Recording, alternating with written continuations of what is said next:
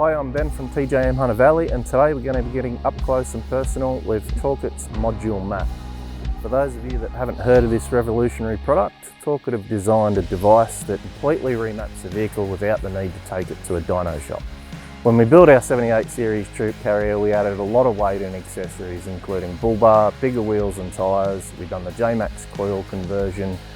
We had drawers in the back, rear bar, roof racks. As we added more weight, the vehicle decreased in performance. We used the ModuleMap to remap the vehicle and seen power increases of 34% and massive torque increases of up to 73%. The drivability is much better. It's now my daily driver, and the power increase has just made it a completely different vehicle to drive. It's gone from being sluggish on hills to pulling uphill in fifth gear without a problem.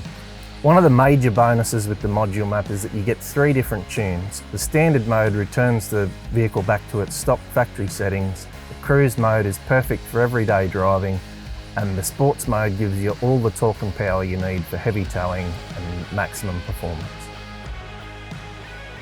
ModuleMap is a no-brainer for anyone that's looking to maximise the performance of their vehicle from a brand that cares about the safety of your vehicle.